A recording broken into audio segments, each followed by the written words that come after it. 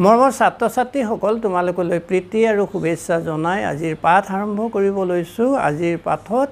ৰাসায়নিক সমীকৰণ কেনেদৰে সমতুলিত কৰে মানে বেলেন্স কৰে তাৰ ওপৰত তোমালোকক শিকাবলৈ লৈছোঁ। এতিয়া তোমালোকে চোৱাচোন, এই এটা ধৰি লোৱা মেগনেছিয়ামৰ ফিটা এডাল যেতিয়া বায়ুত জ্বলাই দিয়ে তেতিয়া সি ডাঙৰ শিখা সতে জ্বলি উঠে। তাৰমানে কি হয়নো? সি এটা ৰাসায়নিক বিক্ৰিয়া। তাৰমানে এই বিক্ৰিয়াটো চোৱা তাকে আমি কেনেকৈ প্ৰকাশ কৰিম? মেগনেছিয়াম যোগ অক্সিজেন এইফালে হ'লগৈ মেগনেছিয়াম অক্সাইড। এতিয়া এই বিক্ৰিয়াটো তোমালোকে লক্ষ্য কৰাই, ইয়াত মেগনেছিয়াম কেইটা লিখা আছে? এটা আছে।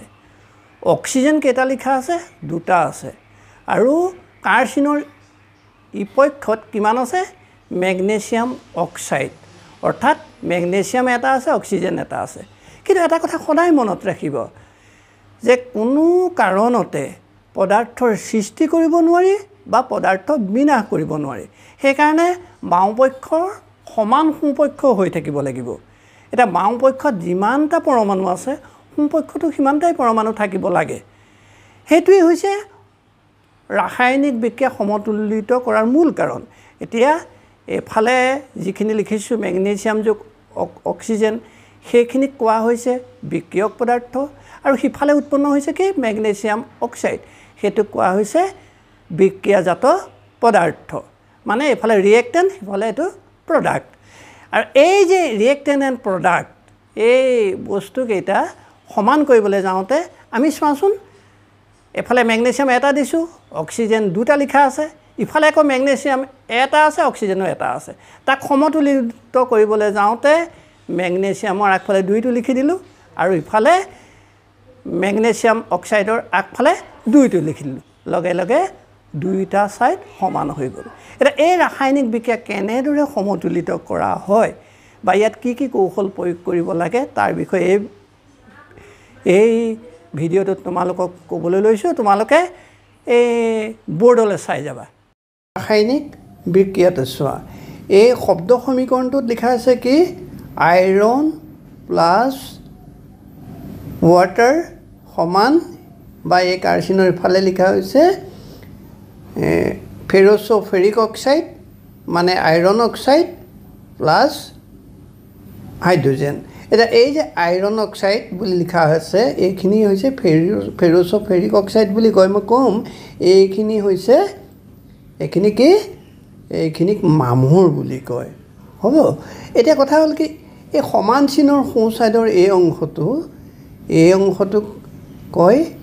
প্ৰডাক্ট মানে উৎপন্ন হোৱা বস্তু, আৰু সমান চিনৰ বাওঁ ছাইডৰ মানে এই কাৰ চিনৰ বাওঁ ছাইডৰ এইখিনিক কোৱা হৈছে ৰিয়েক্টেণ্ট। এইখিনিৰ মাজত বিক্ৰিয়া ঘটি এই প্ৰডাক্টখিনি উৎপন্ন হৈছে। মানে বিক্ৰিয়াজাত পদাৰ্থ আৰু বিক্ৰিয়ক পদাৰ্থবিলাকৰ মাজত বিক্ৰিয়া ঘটি বিক্ৰিয়াজাত পদাৰ্থ উৎপন্ন হৈছে। এইদৰে শব্দ সমীকৰণটো লিখা হয়। আৰু এই শব্দ সমীকৰণটো যেতিয়া আমি লিখিম, জকা সমীকৰণলৈ লিখিম, তেতিয়া কেনেকৈ লিখিম? তেতিয়া লিখিম Fe প্লাছ H2O, ইফালে উৎপন্ন হ'ল Fe3O4, মানে এইটোৱে হৈছে ferrous' oxide plus H hydrogen gas. এতিয়া এটা কথা সদায় মনত ৰাখিবা, এই যে বিক্ৰিয়ক পদাৰ্থ, এই বিক্ৰিয়ক পদাৰ্থৰ ফালে থকা পদাৰ্থবিলাকৰ টোটেল পৰমাণুৰ সংখ্যা আৰু এই বিক্ৰিয়াজাত পদাৰ্থবিলাকৰ ফালে থকা পদাৰ্থবিলাকৰ টোটেল পৰমাণুৰ সংখ্যা সদায় সমান হ'ব লাগিব। সেইকাৰণে ইয়াত কি হৈ আছে? চোৱা, এই আইৰণ এইফালে কেইটা আছে? এটা আছে। আৰু এইটো ছাইডে আইৰণ আছে 3টা। আকৌ চোৱাচোন, এইফালে অক্সিজেন আছে এটা, এইফালে অক্সিজেন আছে 4টা। আকৌ হাইড্ৰজেন ইয়াৰ ফালে যিমান আছে এইটো ছাইডেও সিমানেই আছে এটা কথা হ'ল কি পদাৰ্থৰ সৃষ্টি নাইবা বিনাশ নঘটে ই এটাৰ ওপৰৰ পৰা অন্য এটালৈ পৰিৱৰ্তনহে ঘটে মাথো সেইকাৰণে এই বিক্ৰিয়ক পদাৰ্থবোৰৰ যিমান থাকে বিক্ৰিয়াজাত পদাৰ্থও সিমান হ'ব লাগে তেতিয়া সেইকাৰণে আমি ৰাসায়নিক বিক্ৰিয়া সমতুল্য কৰিব লগা হয় এতিয়া এই বিক্ৰিয়াটো সমতুল্য আমি কেনেকৈ কৰিম কওঁতে চোৱা আমি কেনেকৈ কৰিম FeH2O এফালে উৎপন্ন হ'ল ফেৰ'ছ'ফেৰিক অক্সাইড Fe3O4 প্লাছ H2 এইটো হ'ল এতিয়া এই যে আইৰণ এইফালে তিনিটা আছে এইফালে তিনিটা আছে এইফালে এটা আছে এখানে তিনিটা কৰিবৰ কাৰণে আমি ইয়াত তিনি সংখ্যাটো লিখি দিলোঁ দুইফালে আইৰণ তিনিটা হৈ গ'ল আইৰণৰ এফালেও তিনিটা পৰমাণু আছে এফালেও তিনিটা পৰমাণু আছে এই ৰাসায়নিক বিক্ৰিয়াটোত আকৌ চোৱা এইফালে কি আছে অক্সিজেন চাৰিটা আছে এইফালে কিন্তু অক্সিজেন এটাহে আছে এইফালে আমি এই চাৰিটা কৰিবলৈ ইয়াত আমি চাৰি সংখ্যাটো লিখি দিলোঁ অক্সিজেন চাৰিটা হৈ গ'ল এইফালেও চাৰিটা হৈ গ'ল এতিয়া দুইফালে এতিয়া অক্সিজেন আৰু আইৰণ দুয়োফালে সমান হৈ গ'ল কিন্তু লগে লগে ইয়াত চাৰি সংখ্যাটো লিখি দিয়াৰ লগে লগে ইয়াত হাইড্ৰজেনৰ সংখ্যা 2 4 গুণ 8 বেছি হৈ গ'ল এতিয়া হাইড্ৰজেনৰ সংখ্যা যেহেতু বেছি হৈ গ'ল ইয়াক মিলাবৰ কাৰণে আমি ইয়াত এটা 4 লিখি দিব লাগিব ইয়াত এটা 4 দিব লাগিব এতিয়া বিক্ৰিয়াটো কি হ'লগে না সম্পূৰ্ণ সমীকৰণটো কেনেকুৱাকৈ হ'লগে এতিয়া চোৱা 3Fe প্লাছ 4H2O এফালে উৎপন্ন হ'ল Fe3O4 প্লাছ 4H2 এইটোৱে হ'লগে এটা সমতুল্য ৰাসায়নিক বিক্ৰিয়া এইটো এই বিক্ৰিয়কৰ ফালে যিমানখিনি পদাৰ্থ আছে আৰু পদাৰ্থবিলাকৰ টোটেল পৰমাণুৰ সংখ্যা আৰু বিক্ৰিয়াজাত পদাৰ্থৰ ফালে যিমানখিনি পদাৰ্থ আছে পদাৰ্থবিলাকৰ টোটেল পৰমাণুৰ সংখ্যা সমান এইটোকে সমতুল্য সমীকৰণ বুলি কোৱা হয় আৰু বিক্ৰিয়া আমি পৰীক্ষাত ৰাসায়নিক বিক্ৰিয়া লিখোঁতে যদিহে কয় আমাক সমতুল্য সমীকৰণ লিখা তেতিয়া আমি এই সমতুল্য সমীকৰণটো লিখিব লাগিব নকলে কিন্তু আমি সমতুল্য সমীকৰণ নিলিখিলেও হ'ব আমি এনেদৰে জকা সমীকৰণ লিখি আমি প্ৰকাশ কৰিব পাৰিম কিন্তু সমতুল্য কৰিবলৈ দিলে কিন্তু আমি এনেদৰে সমতুল্য কৰিবই লাগিব কিন্তু ছাত্ৰ ছাত্ৰীসকলে এটা কথা মনত ৰাখিবা সমতুল্য কৰাৰ কিন্তু কোনো ধৰণৰ শৰ্টকাট মেথড নাই এইটো নিজে মিলাব লাগিব আৰু ইয়াত ফিক্স নিয়মো নাই যে এনেকেই যে কৰিব লাগিব তাৰ কোনো ফিক্স নিয়ম নাই তোমালোকে এইটো লক্ষ্য কৰা এই সমীকৰণটোত কি আছে লেড নাইট্ৰেট তাপ পাই বিয়োজিত হৈ লেড অক্সাইড নাইট্ৰজেন ডাই অক্সাইড আৰু অক্সিজেন গেছ উৎপন্ন হৈছে এই সমীকৰণটো আমি লিখিছোঁ এইটো এটা জকা সমীকৰণটো লিখিছোঁ PbNO3 টুৱাইছ এই বস্তুটো কি হৈছে হিট পাইছে হিট পাইছে হিট পাই কি উৎপন্ন কৰিছে PbO প্লাছ নাইট্ৰজেন ডাই অক্সাইড NO2 প্লাছ অক্সিজেন উৎপন্ন কৰিছে এতিয়া এই বিক্ৰিয়াটো যেতিয়া আমি ৰাসায়নিকভাৱে সমতুল্য কৰিবলৈ যাম তেতিয়া প্ৰথমতে আমি লক্ষ্য কৰিছোঁ ইয়াত PB কেইটা আছে এটা আছে এইফালে কেইটা আছে এটা আছে তাৰমানে PB বেলেঞ্চ হৈ আছে আকৌ এইফালে অক্সিজেনটো যদি চাওঁ এইফালে দুটা আছে এইফালে দুটা আছে দুই দিয়ে চাৰিটা এইফালে এইটো চালে পাঁচটা আছে আকৌ এইফালে চালে অক্সিজেন 3 আৰু 2 এই দুটা পূৰণ হৈ কিমান হয় 3 দুগুণ 6টা আছে তাৰমানে অক্সিজেনটো আমি বেলেঞ্চ কৰিব লাগিব অক্সিজেনটো ইমবেলেঞ্চ হৈ আছে আমি নাইট্ৰজেনটো চাওঁ নাইট্ৰজেন এইফালে কেইটা আছে ইয়াৰ লগত এইটো পূৰণ হৈ আছে সেইকাৰণে নাইট্ৰজেন এইফালে দুটা আছে কিন্তু এইফালে নাইট্ৰজেন এটা আছে এতিয়া আমি অক্সিজেন আৰু নাইট্ৰজেনটো বেলেঞ্চ কৰিব লাগিব এইটো বেলেঞ্চ কৰিবলৈ যাওঁতে আমি প্ৰথমতে অক্সিজেনটোকে কৰিছোঁ অক্সিজেনটো কৰিবলৈ যাওঁতে এইফালে 6টা আছে এইফালে 5টা আছে সেইকাৰণে আমি ইয়াত 2 এটা দি এইফালে ইয়াত আমি কি দি দিছোঁ 2 সংখ্যাটো দিছোঁ 2 দিয়াৰ লগে লগে অক্সিজেনৰ সংখ্যা দুইফালে সমান হৈ গ'ল কিন্তু সমান হৈ গ'ল যদিও লগত লগত লিডৰ সংখ্যা বাঢ়ি গ'ল বাঢ়ি যোৱাৰ কাৰণে আমি এইফালেও বেলেঞ্চ কৰিবলৈ ইয়াত 2 এটা দি দিলোঁ আৰু 2 এটা দি দিয়াৰ লগে লগেই আকৌ নাইট্ৰজেনৰ সংখ্যা অক্সিজেনৰ সংখ্যা তাত পৰিৱৰ্তন ঘটিলে সেইকাৰণে নাইট্ৰজেনৰ সংখ্যাটোলৈ আমি চাওঁ এইফালে আগতে ইয়াত 2টা আছিলে আৰু এই 2টা গোট খাই টোটেল নাইট্ৰজেনৰ সংখ্যা হ'লগৈ 4টা এইফালে আমি ইয়াত এটা 4 দি দিলোঁ এতিয়া আমি অক্সিজেনটো হিচাপ কৰি চাওঁচোন এইফালে অক্সিজেন কিমান হ'ল 3 × 2 = 6 6 লগত 2 পূৰণ কৰিলোঁ 2 × 6 = 12টা হ'ল এইফালে অক্সিজেন হ'লগৈ 12টা আৰু এইফালে অক্সিজেন কেইটা হ'লগৈ এইটো 2 আৰু 4 পূৰণ কৰি 2 × 4 = 8 8 × 2 = 10 এইফালে আৰু 2 টোটেল এইফালেও 12টা হৈ গ'ল তাৰমানে এইফালেও অক্সিজেন বেলেঞ্চ হৈ গ'ল এতিয়া কথা হ'ল কি এইটো এটা বেলেঞ্চ ইকুৱেশ্যন হৈ পৰিল ইয়াত লিড আৰু অক্সিজেন বা নাইট্ৰজেন প্ৰতিটো সংখ্যাই বেলেঞ্চ হৈ আছে কিন্তু এটা কথা সদায় মনত ৰাখিবা বেলেঞ্চ কৰিবলৈ যাওঁতে আমি এই সহগবিলাকৰহে এইবিলাক সহগ বুলি কয় এই সহগবিলাকৰহে আমি কি কৰিব পাৰিম পৰিৱৰ্তন কৰিব পাৰিম আমি কোনো কাৰণতে এই সংখ্যাবিলাকত হাত দিব নোৱাৰোঁ কাৰণ এই সংখ্যাবিলাক হৈছে মৌলটোৰ মানে এলিমেণ্টটোৰ এলিমেণ্ট নহয় এইটো কি কয় কম্পাউণ্ডটোৰ বা মৌলটোৰো কিহৰ লগত জড়িত যোজ্যতাৰ লগত জড়িত সংখ্যাক আমি কোনো কাৰণতে হাত দিব নোৱাৰোঁ বা সেইকেইটা সংখ্যা সলনি কৰি আমি কি কৰিব নোৱাৰোঁ মৌলৰ ৰাসায়নিক সমীকৰণৰ বেলেঞ্চ কৰিব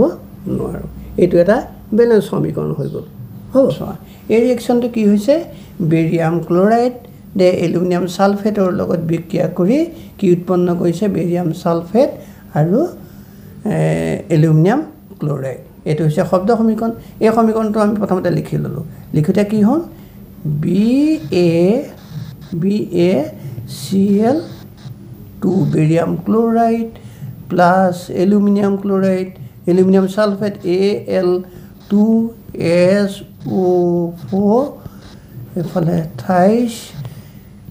এইফালে বিক্ৰিয়া কৰাৰ পিছত কি উৎপন্ন হ'ল barium sulphate BaSO4 plus AlCl3 উৎপন্ন হ'ল এতিয়া এই বিক্ৰিয়াটোত আমি লিখি ল'লোঁ এতিয়া ইয়াত আমি বেলেঞ্চ কৰিব লাগে বেলেঞ্চ কৰিবলৈ যাওঁতে প্ৰথমতে এইফালে আছে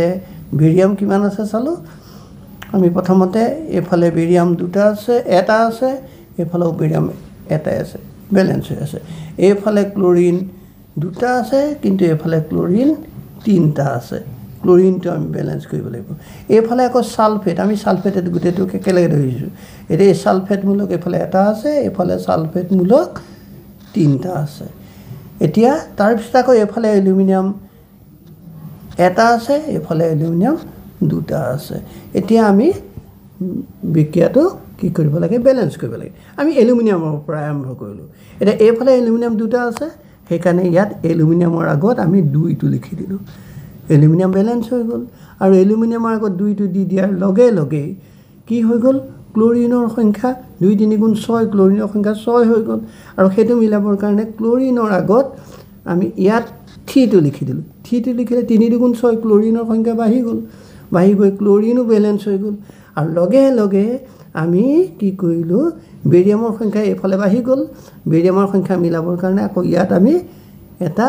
3 দি দিলোঁ 3 দি দিয়াৰ লগে লগে বেৰিয়ামৰ সংখ্যাও এইফালে থকা বেৰিয়ামৰ সংখ্যাৰ লগত মিলি গ'ল আৰু লগতে ইণ্টাৰেষ্টিং কেছ এই ছালফেট এইফালেও 3টা হৈ গ'ল এইফালে অৰিজিনেলি 3টাই আছিল গতিকে এইটো এটা সম্পূৰ্ণ বেলেঞ্চ সমীকৰণ হৈ পৰিল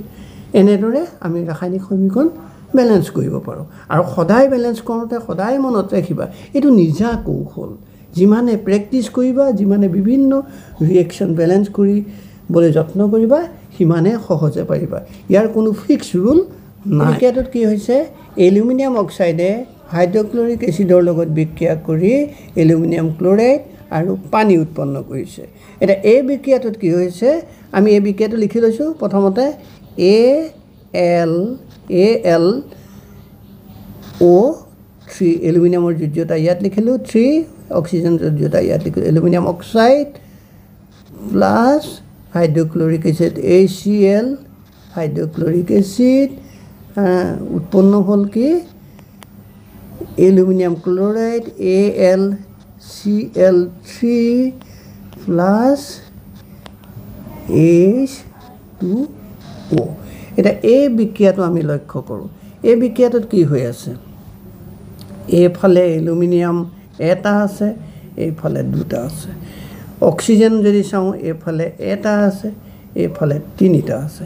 হাইড্ৰোজেন যদি চাওঁ এইফালে হাইড্ৰোজেন দুটা আছে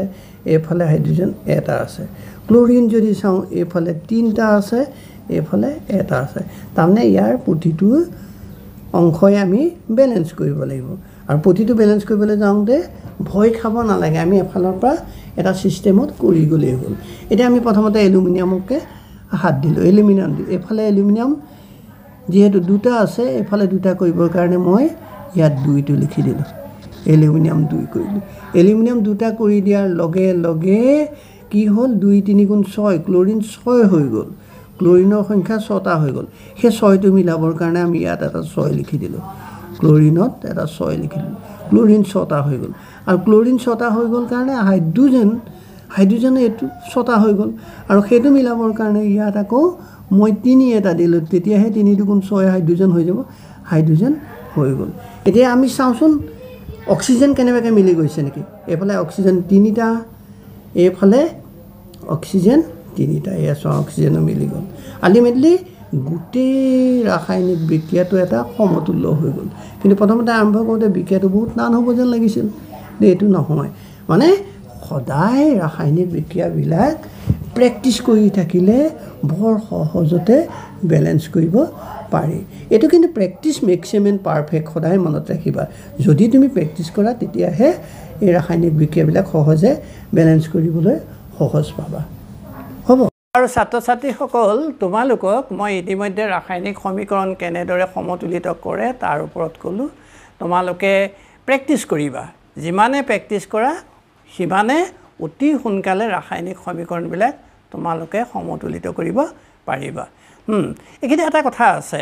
এই ৰাসায়নিক সমীকৰণবিলাক যেতিয়া সমতুলিত কৰা হয় তেতিয়া তাত যিবিলাক সংখ্যা লিখা হয় সংখ্যাবিলাক লিখোঁতে তোমালোকে দুইটা পক্ষ হিচাপ কৰি অণুৰ সংখ্যা মানে পৰমাণুৰ সংখ্যা হিচাপ কৰি লিখি গ'লেই হ'ল ইয়াত কোনো এটা এনেকুৱা জটিল টেকনিক নাই যে বস্তু এইখিনি ৰুল ফ'ল' কৰিম এইখিনি ৰুল ফ'ল' কৰিলেহে আমাৰ এইটো হ'ব সেইটো নহয় এইটো আমি প্ৰেক্টিছ কৰিলেহে আমি কামখিনি কৰিব পাৰিম কিন্তু এইখিনিৰ লগতে তোমালোকক আৰু এটা নতুন কথা ক'ব বিচাৰিছোঁ সেইটো সদায় মনত ৰাখিবা ৰাসায়নিক সমীকৰণ প্ৰকাশ কৰিবলৈ যাওঁতে যিটো আমি ইতিমধ্যে ৰাসায়নিক সমীকৰণ তোমালোকক লিখি দিছোঁ সেইখিনি পাইছা এইখিনিৰ লগত আৰু কিছুমান তথ্যও আমি প্ৰকাশ কৰিব পাৰোঁ সেইকাৰণে এতিয়া ধৰি লওক আগতে যে মই এটা বিক্ৰিয়া কৈছিলোঁ যে আইৰণে পানীৰ লগত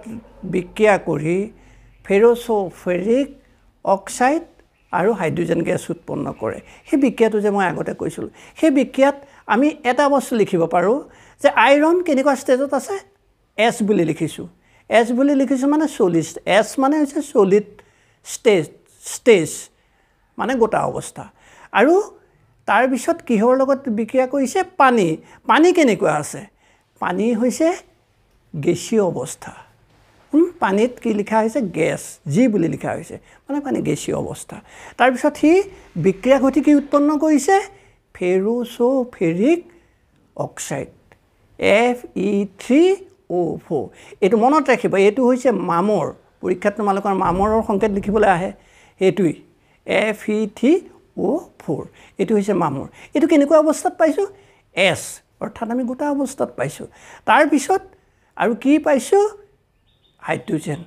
হাইড্ৰজেনটো গেছীয় অৱস্থাত পাইছোঁ সেইকাৰণে ৰাসায়নিক বিক্ৰিয়াত এই অধিক তথ্য সমৃদ্ধ কৰিবৰ কাৰণে আমি এই এছ জি এই শব্দবিলাক ব্ৰেকেটত লিখা হয় এই আখৰবিলাক লিখা হয় এইবিলাকৰ যোগেদি ৰাসায়নিক সমীকৰণটো বেছি তথ্য সমৃদ্ধ হয় এতিয়া এছ মানে হৈছে সলিড এ কিউ মানে হৈছে একুয়া সলিউশন অৰ্থাৎ জলীয় দ্ৰৱ এল মানে হৈছে লিকুইড আৰু জি মানে হৈছে গেছীয় এই অৱস্থাকিটা আমি পদাৰ্থটোৰ পিছফালে ব্ৰেকেটত আমি লিখি দি ৰাসায়নিক সমীকৰণটো অধিক তথ্য সমৃদ্ধ কৰিব পাৰোঁ বুজি পালা বাৰু ছাত্ৰ ছাত্ৰীসকল মই তোমালোকক ৰাসায়নিক সমীকৰণ কেনেদৰে সমতুলিত কৰে সেই বিষয়ে ইমানখিনিকে ক'লো তোমালোকে কিতাপৰ লগত সংগতি ৰাখি অলপ প্ৰেক্টিছ কৰিবা খুব সহজতে এই কামখিনি কৰিব পাৰিবা আজিলৈ আহোঁ ধন্যবাদ